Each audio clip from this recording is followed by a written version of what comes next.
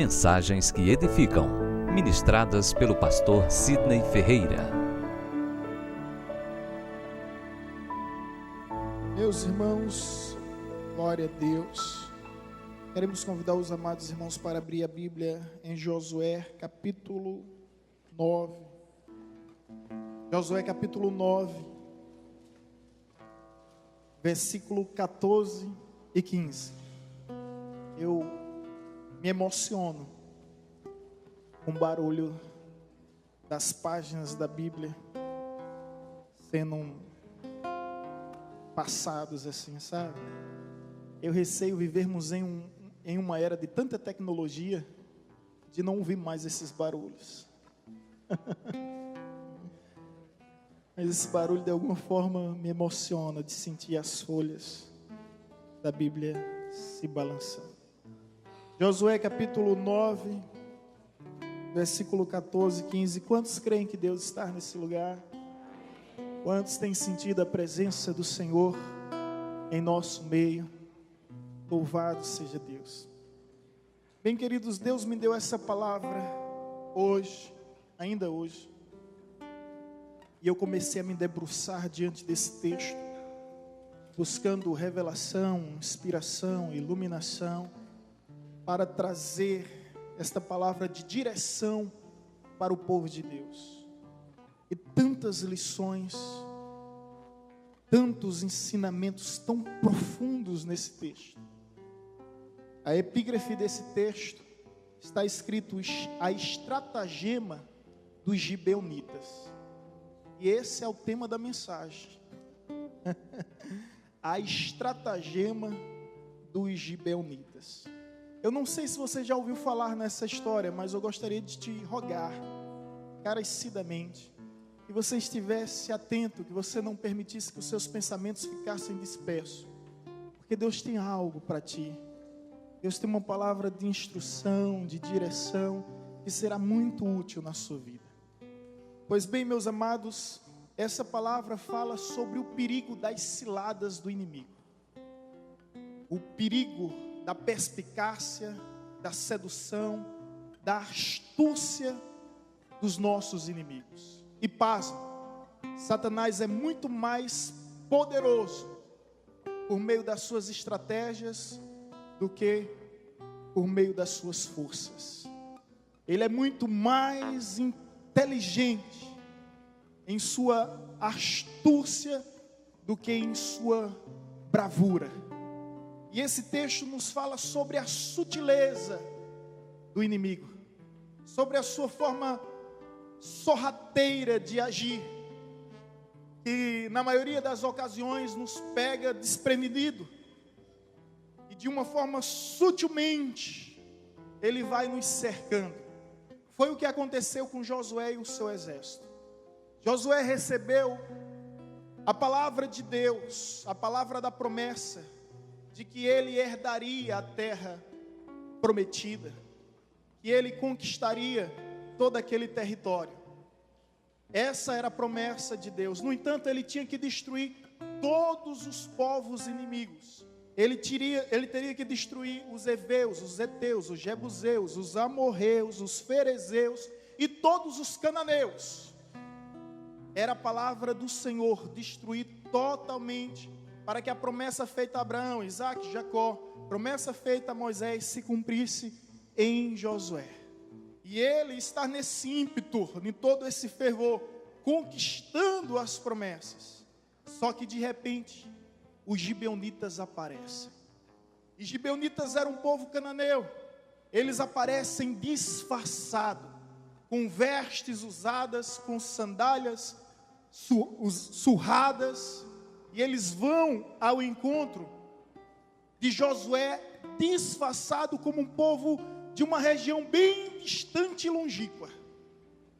Porque eles sabiam que a promessa de Deus era para que destruísse, que houvesse desolação total. E ele sabia que os gibeonitas também seria destruído. Então eles se disfarçam. Eles fingem ser aquilo que eles não são. E vão até Josué e, incrível, eles conseguem persuadir Josué. Eles conseguem ludibriar Josué. Eles conseguem enganar Josué. Ao ler essa passagem, eu confesso que fiquei um pouco intrigado.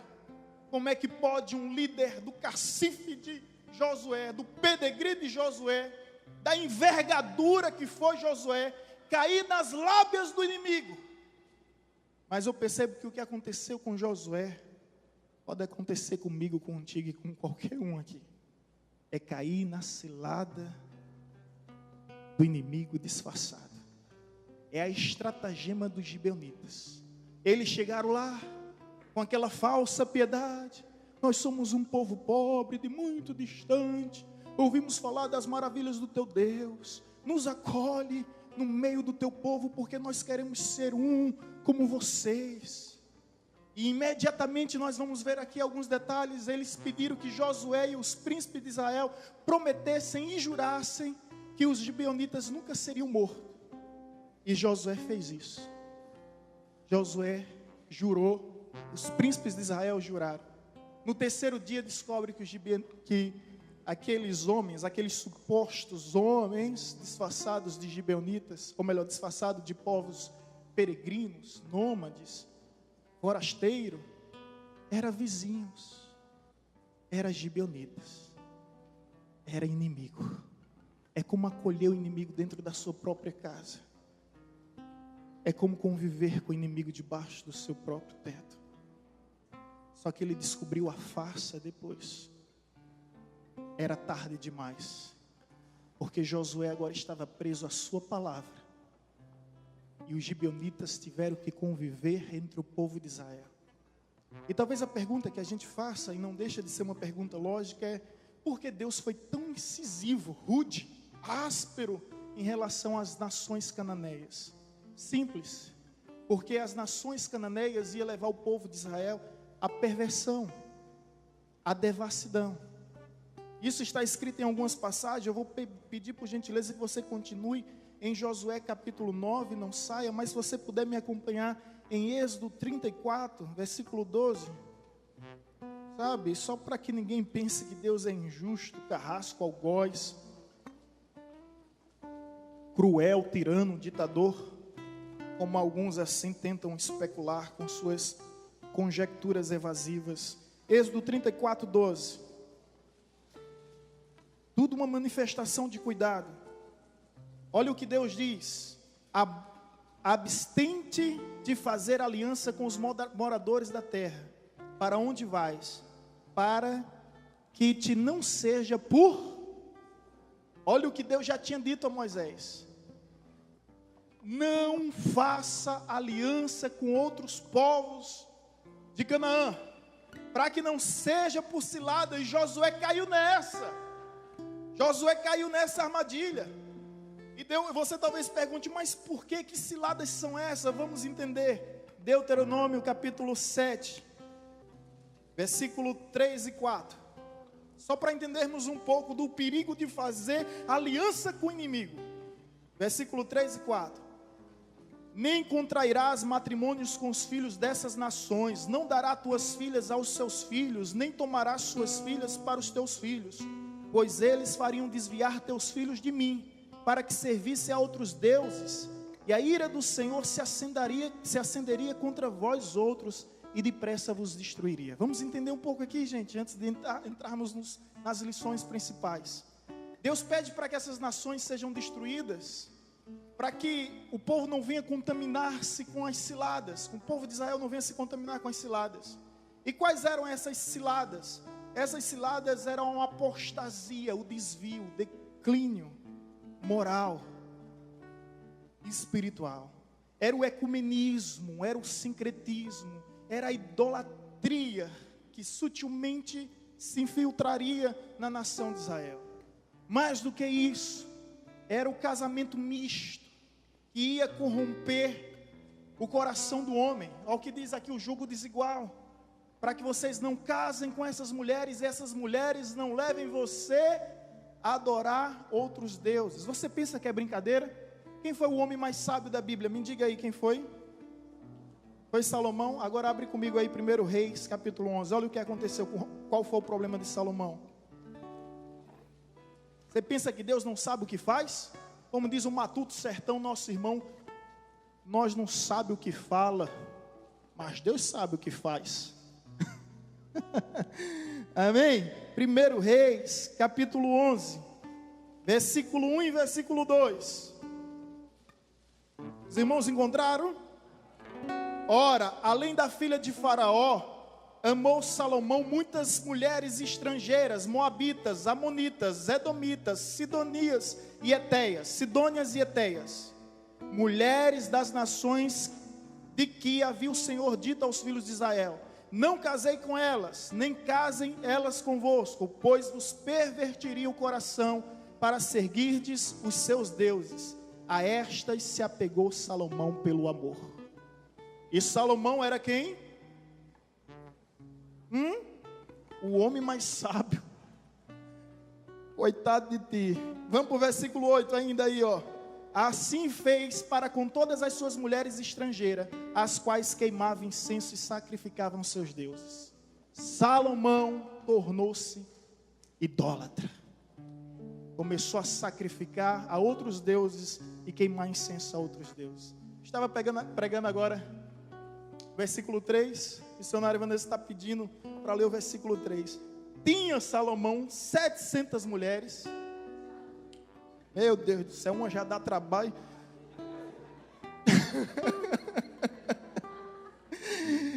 Tinha Salomão 700 mulheres, princesas e 300 concubinas, e suas mulheres lhe perverteram o coração. O caba tinha 1000 mulheres. Nem um touro reprodutor consegue dar de conta de 1000 fêmeas. Eu estava pregando agora em Recife, e nós falamos no grupo de jovens sobre a vida de Sansão. E o erro de Sansão foi justamente casar com uma mulher estrangeira, chamada quem? Cuidado com Ivete Sangalo aí, viu? Depois de séculos e milênios, Ivete Sangalo está mandando um homem buscar Dalila. Olha o que Dalila fez com Sansão, deixou ele leso, liso e louco. A situação de Sansão foi complicada. Mas no momento da mensagem, nós falamos sobre o poder da sutileza das mulheres. Elas não sabem que tem, mas nós vamos falar aqui embaixo. A mulher enganou Adão, Abraão, Sansão, Salomão, até Lampião. E se tu não vigiar, vai enganar tu também, bestão. A mulher, gente do céu, mulher é uma bênção de Deus, né? É tanto que Deus fez a mulher do osso duro de roer a mulher. Aí eu vi eita, a missionária está aqui, vai cuidar dos meninos lá na sala. Aí um dia eu falei isso para a mulher. Aí ela disse, a mulher foi feita do osso e o homem foi feito do pó, que não aguenta nada, por tudo já está chorando. Mas pura verdade. Mas gente, voltando ao assunto, o que eu quero que vocês entendam é o que o Matutinho do Sertão, nosso irmão, fala. Deus sabe o que faz, nós não sabemos o que fala. Quando Deus pedia para que tudo fosse destruído, é manifestação de graça, de amor e de misericórdia para com o seu povo. Por isso que a nação foi destruída, porque senão Noé e toda a sua família também seria pervertida. Vocês estão entendendo? Quando vocês estão entendendo, pode dizer amém. Então a palavra de Deus era muito clara. Agora a gente volta para Josué capítulo 9. Infelizmente, Josué caiu na cilada. E agora está preso à sua palavra. Porque palavra de crente ainda é sim, sim, não, não. A vontade de Josué, eu imagino, era esganar, estraçalhar, trucidar os gibeonitas, mas ele não podia porque ele tinha jurado ao Senhor. E daqui a pouco nós vamos ver o poder da aliança, porque essa maldição vai cair sobre o período de Saul e Davi, 400 anos depois. Vocês vão entender isso um pouco, segura aí. mas sobre essa cilada, porque nós estamos sujeitos a cair na cilada do inimigo. Por isso, a razão de estarmos hoje aqui, e meu coração, sabe, se compadece dessa situação, é porque muitas pessoas estão sofrendo por causa de alianças, sem consultar a Deus. Eu pedi para que você abrisse a Bíblia em Josué capítulo 9, mas o texto que nós vamos ler é versículo 14 e 15. Veja o perigo. Olha o que está escrito. Então os israelitas tomaram da provisão e não pediram o quê? Conselho ao Senhor. Josué concedeu-lhe paz e fez com que eles, a aliança de lhes conservar a vida, e os príncipes da congregação lhe prestaram juramento. Assim Josué fez paz com eles, também fez uma aliança, um pacto com eles, prometendo poupar-lhe a vida, e os príncipes da congregação lhes prestaram juramento. Cuidado com quem você faz aliança. Cuidado. Tem tantas pessoas sofrendo por causa de uma aliança matrimonial, sem a bênção e sem a direção de Deus. Tem tantas pessoas porque fizeram uma aliança, sabe, fizeram um convênio, e estão sofrendo na mão de ímpios, que dariam tudo para voltar atrás, mas suas almas se encontram angustiadas, perecendo, por causa de alianças que foram feitas, sem consultarem a Deus. Esses dias assistindo TV, eu me deparei com um noticiário, de que um ex-prefeito mandou matar um atual prefeito. Quem acompanhou isso? Por causa de uma aliança que eles tinham. Eram amigos, mas por causa de uma aliança.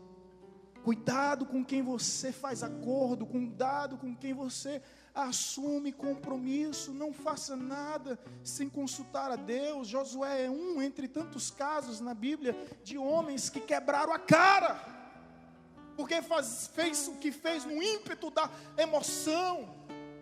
Não faça as coisas simplesmente por emoção. Josué vinha conquistando tudo, conquistou Jericó, conquistou a cidade de Ai, e agora estava prestes a conquistar toda a região dos cananeus, mas simplesmente cai numa cilada dos gibeonitas. E quantas pessoas não estão caindo em ciladas? Pessoas que fingem o que são, o que não são. E aqui, gente, nesse texto, eu consegui extrair da parte de Deus 3 grandes lições sobre o perigo de entrar em ciladas. Sabe quais são? Primeiro, cuidado com os dissimulados. Cuidado com as pessoas que são dissimuladas. Veja o versículo 4 e 5. Sabe aquela pessoa que é mais falsa do que nota de R$3? R$3, não é R$3 não. Você conhece? Existe camarada que é mais falso do que nota de R$3 e mais falso do que moeda de R$5. Olha o que está escrito no versículo 4 e 5. Usaram de estratagema. O que é estratagema? Estratégia. E foram e se fingiram embaixadores e levaram saco velho sobre os jumentos e odres de vinho velhos, rotos e consertados, e nos pés sandálias velhas e remendada, e roupas velhas sobre si, e todo o pão que trazia para o caminho era seco e bolorento. Gente, os gibeonitas eram ricos, era um povo próspero, era um povo aguerrido, desbravador, um povo conquistador. Vai ver a história. Mas agora eles fingem ser aquilo que não são. Eles começam a se disfarçar. E não há nada pior do que pessoas que têm uma falsa piedade. Aquele desenho animado é Shrek, né? Você lembra do gatinho de Shrek? Pronto, você assistiu. São os gibeonitas. Um olho arregalado. Você dá as costas, o negócio fica feio. Tem gente assim. Tem gente assim, e muita gente. E usa da hipocrisia, da falsidade. E se existe algo que Deus abomina, Deus detesta, é justamente essa forma dissimulada de que muitas pessoas se maqueiam, se fantasiam.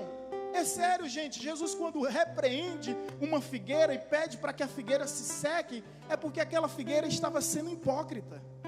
A figueira é a única árvore em Israel conhecida em que primeiro nascem os frutos, depois nascem as folhas. Logo, se a figueira tem folhas, é porque ela tem fruto. E Jesus encontra uma figueira distante, frondosa, ele avista, chama seus discípulos. Ao chegar na figueira, ele encontra que ela estava frondosa, mas não estava frutífera. Não havia fruto nela. Então o que Jesus disse? Seca-te. E ela secou para sempre, porque ela estava vivendo uma farsa.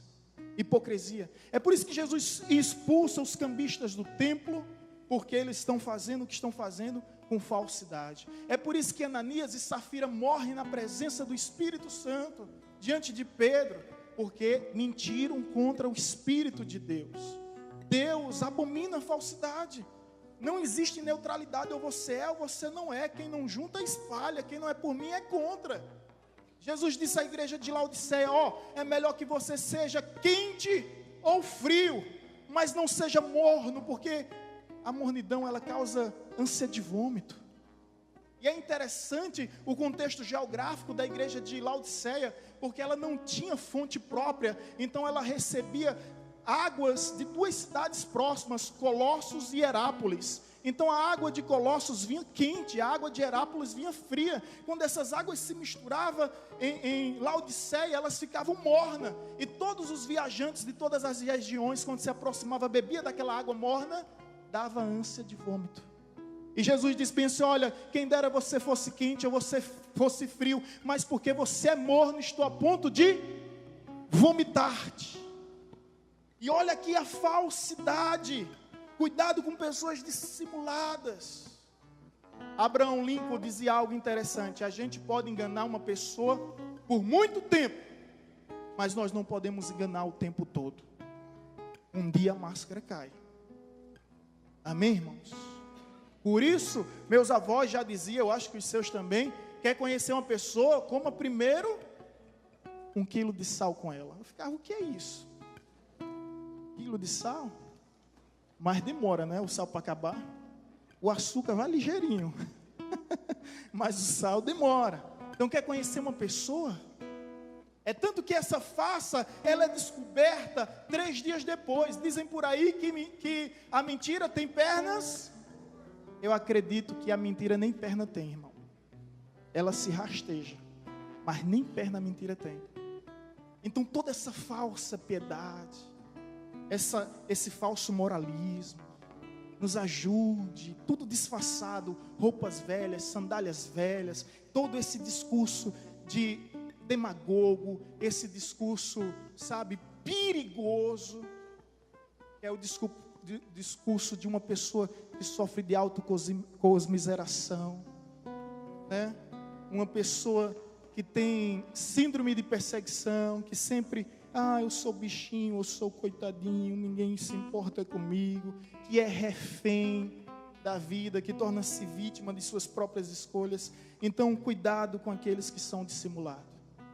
Josué não teve esse cuidado. Ele simplesmente recebeu, tinha um bom coração, amparou. E isso não está distante não, viu, gente? Tem muita gente de bom coração sofrendo aí, tentando ajudar pessoas e se atrapalhando na tentativa de ajudar as pessoas. E Josué sofreu porque não conseguiu discernir a forma e a maneira dissimulada dos gibeonitas ser. Segundo, versículo 6. Olha que perigo.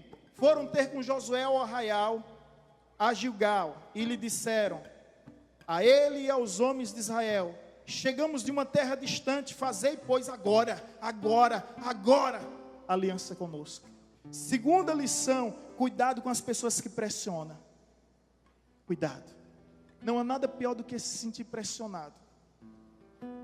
E aí, meu irmão, quando você se sente pressionado, você se sente obrigado a agir de uma forma ansiosa, precipitada.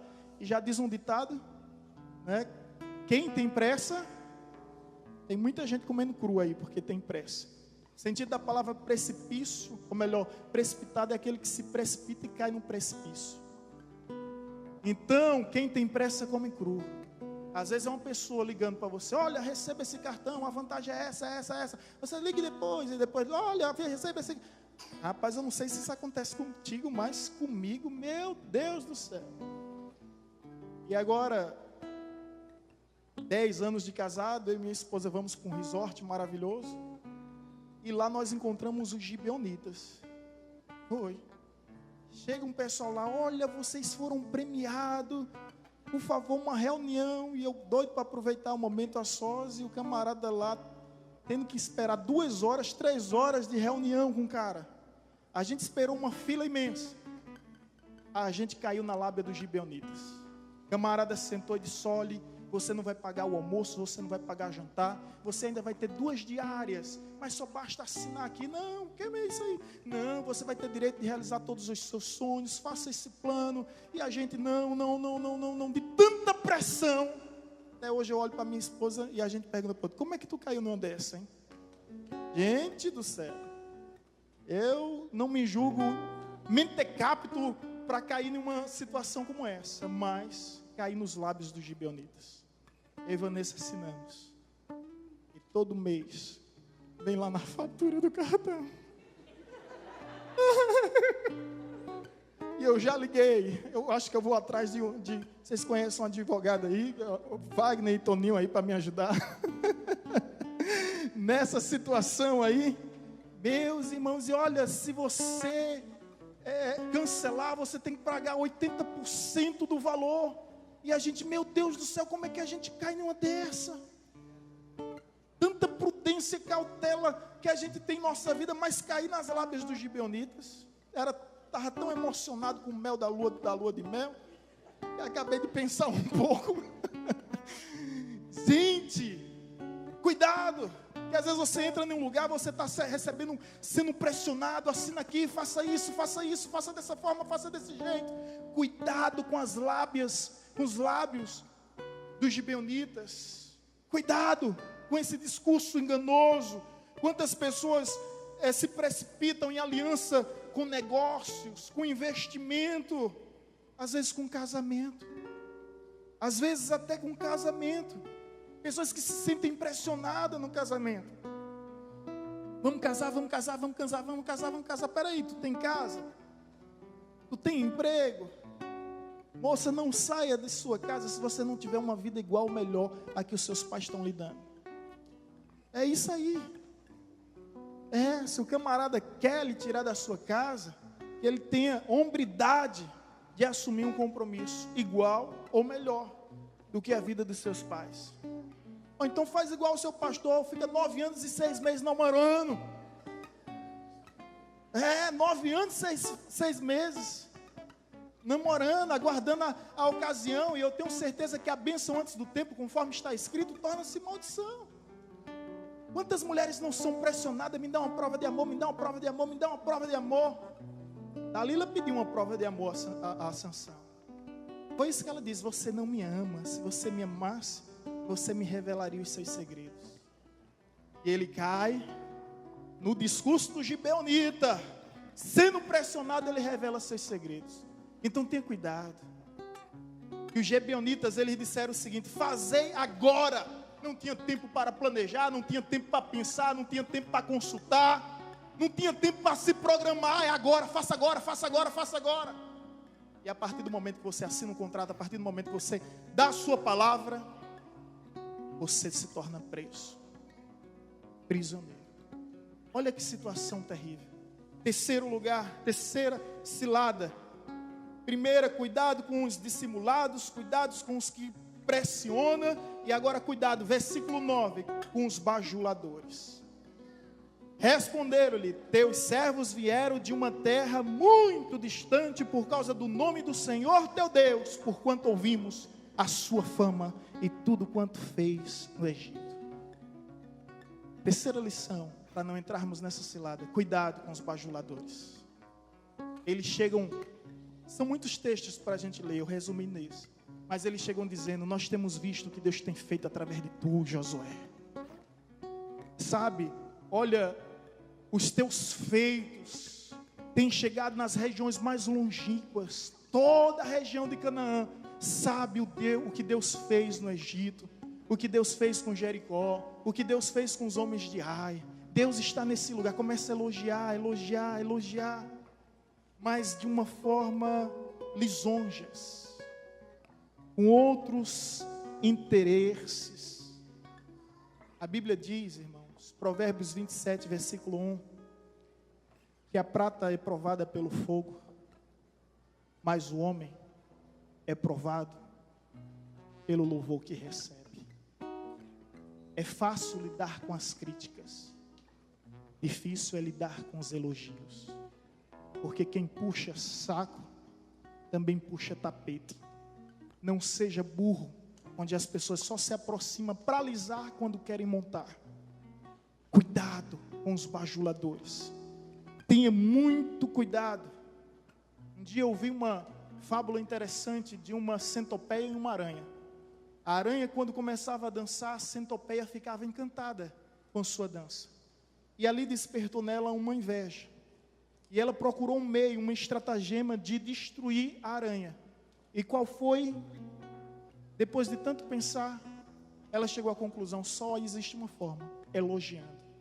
E ela chegou: senhora aranha, eu tenho 100 pernas, mas não consigo fazer o que você faz. Você dança de uma forma espetacular, simplesmente o mundo para lhe ver dançar. Eu gostaria que você me ensinasse como é que se dança com tanta perfeição, com tanta excelência. E a aranha, a partir dali, toda vez que ia dançar, ficava pensando: como é que eu faço isso? Como é que eu faço isso? Como é que eu faço isso?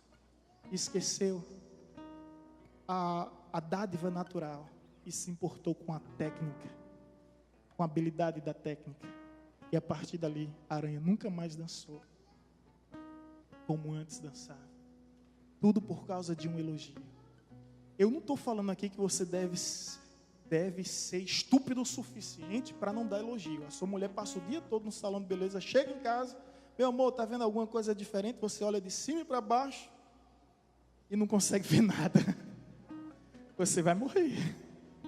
Eu vou lhe dar um conselho: você vai morrer. Você vai acabar com o dia dela e ela vai acabar com o seu mês. Então não é isso. O que eu estou falando aqui é de lisonjas. O elogio, às vezes, ele vem como reconhecimento. Parabéns pelo trabalho que você está realizando. Isso serve como estímulo, como motivação, como incentivo. Mas tenha cuidado ao discernir os elogios. Moody acabou de pregar, um dos grandes evangelistas, quando ele desce do púlpito, alguém disse bem assim: que mensagem! Eu nunca vi uma pregação tão abençoada em toda a minha vida. Aí ele disse: Satanás acabou de me falar isso. Moody disse: Satanás acabou de me falar isso. Olha a resposta que ele deu. Então tenha cuidado com essa sutileza das lisonjas, de pessoas que começam a elogiar, mas tudo para te fazer, sabe o que, querido? Envaidecer o teu coração, encher teu coração de orgulho, de vaidade. Cuidado com a estratagema dos gibeonitas. Quais são elas? Dissimulados, pressiona e são bajuladores. Você conhece gente assim?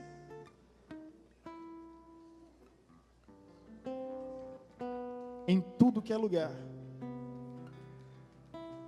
existem os gibeonitas.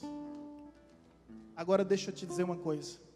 Josué, quando descobriu o povo de Israel queria matar os gibeonitas, presta atenção aqui, que é o melhor momento da mensagem, a melhor lição. Quiseram matar os gibeonitas, só que o rei de Gibeão disse: você não pode me matar não. Você fez aliança comigo, você jurou em nome do seu Deus. Vocês vão ter que nos engolir, nos aturar nessa terra para todo sempre. E os príncipes de Israel disseram: nós juramos. Josué diz: eu fiz aliança e agora eu vou ter que conviver com eles. Colocaram os gibeonitas para serem escravos, cortadores de lenha e carregadores de águas, mas os gibeonitas viveram lá. Agora pasme, 400 anos depois, o rei Saul manda matar os gibeonitas. manda matar uma carnificina em Israel, manda uma chacina, manda matar vários gibeonitas. O rei Saul manda fazer isso. Quando o rei Saul manda fazer isso, depois que Saul morre, escuta só o detalhe, 400 anos depois, olha a consequência. Davi assume o reinado. Quando Davi está no reino, 3 anos de fome. Você sabe o que é 3 anos de fome? É gado morrendo, é o campo não produzindo mais alimento, são filhos desesperados, são anciões angustiados, são pessoas perecendo com 3 anos de fome e não chovia Israel. Davi vai consultar Deus. Deus, o que é isso? Qual é o nosso pecado? Sabe o que é que Deus diz? Os filhos de Israel não honraram a promessa e a aliança feita com os gibeonitas. Você esquece da aliança que você faz, mas Deus não. Isso é sério. Você pode desonrar a aliança que você faz, mas Deus não. Se você não leva a sério a aliança que você faz, Deus faz. Deus leva. Deus é um Deus de aliança. Deus preza pela aliança, e a aliança tem um poder extraordinário que não se limita ao tempo. 400 anos depois, 3 anos de fome, porque Saul matou os gibeonitas. Davi procura os gibeonitas. Como sanar essa praga? Sabe o que é que os gibeonitas pedem? Que 7 filhos de Saul sejam enforcados. Davi autoriza. Os gibeonitas enforcam os filhos de Saul. Os 7 morrem, e a partir dali não existe mais descendência de Saul na face da terra, porque mexeram com os gibeonitas. Mas pastor, os gibeonitas eram inimigo? Era, não deixou de ser. Mas pastor, e aí? E aí, cuidado com as alianças que você está fazendo, porque você esquece Deus não. Você não leva a sério as alianças, mas Deus leva a sério. Nossas decisões de hoje afetará as gerações futuras. Você tem consciência do que é isso, irmão? Do quanto a palavra de Deus é forte? Na época de Davi, pessoas morreram, padeceram por causa de uma aliança que foi interrompida, que foi rompida. Portanto, irmão, tenha cuidado, porque Deus honra a aliança e o tempo não anula a aliança. Agora a pergunta é: com quem você está fazendo aliança? Existe uma aliança chamada matrimônio. Casou com carvão molhado, abana até pegar fogo, meu filho. Segura as broncas, porque você esquece da aliança, mas Deus não. Fez sociedade com ímpio, vai chorar, meu filho. Não consultou a Deus nos teus planos, nos teus projetos, nos teus empreendimentos. Como dizia o venezuelano Pablo Neruda, poeta, você é livre para fazer suas escolhas, mas você sempre será escravo das suas consequências. Hoje você faz suas escolhas, mas amanhã suas escolhas farão você. Você é justamente resultado do seu passado. Por isso você sempre vai colher o que você plantou. Está insatisfeito com o que está colhendo? Comece a semear diferente. Por que eu digo isso aqui para muitos jovens que querem casar? Quantos querem casar? Levanta as mãos.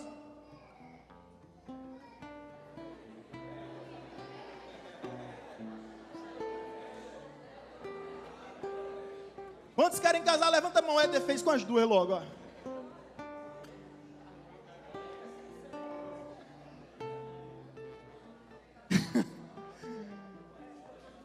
Escuta essa, Malaquias capítulo 2. Quem pode abrir? Malaquias capítulo 2, versículo 13 e 14.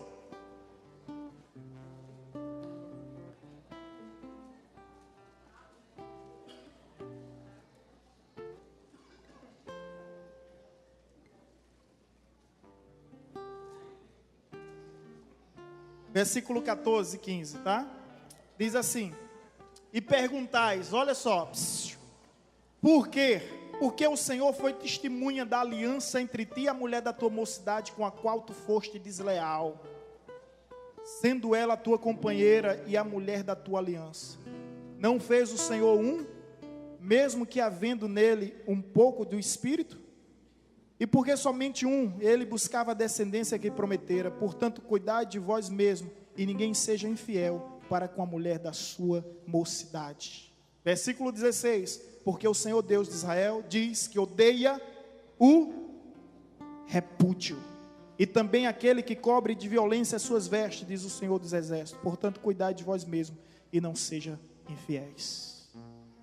Você esquece da aliança, mas Deus não. Você consegue entender o quanto é sério essa palavra? O quanto vem príncipes encantados assim, surgindo na sua vida, cavaleiros, sabe?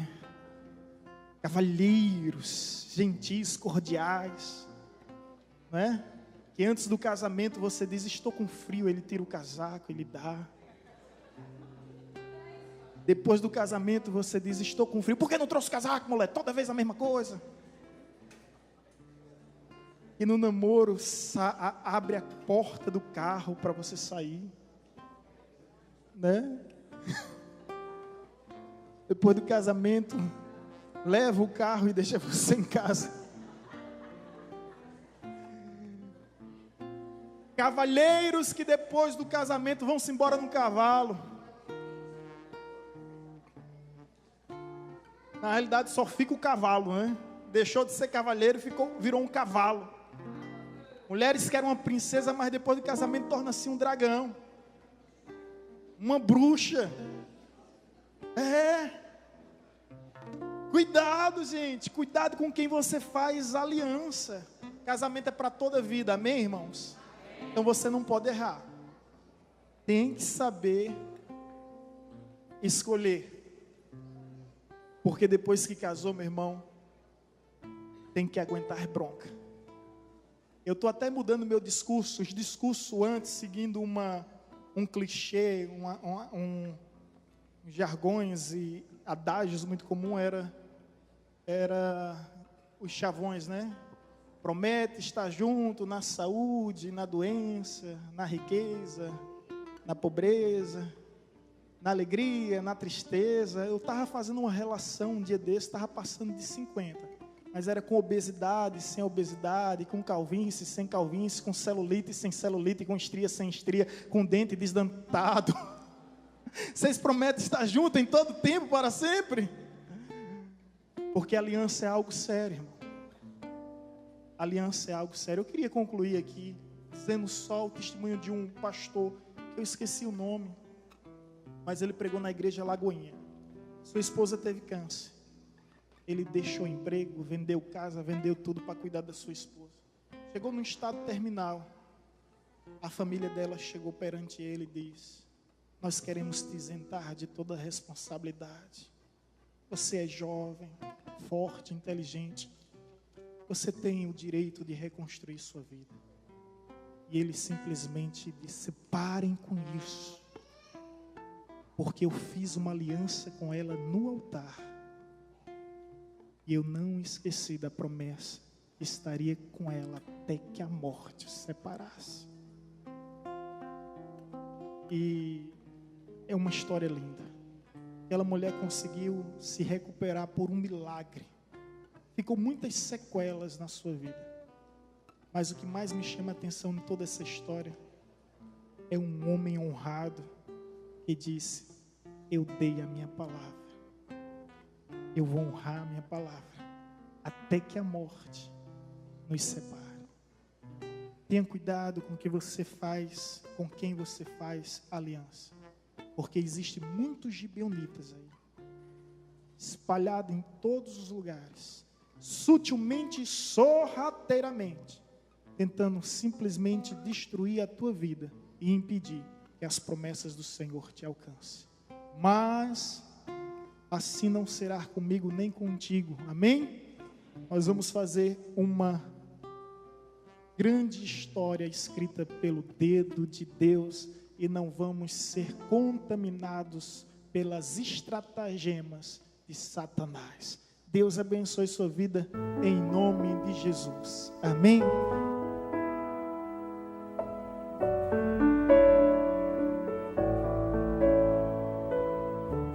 Você acabou de ouvir uma mensagem ministrada pelo pastor Sidney Ferreira, da Igreja Batista Evangelizadora.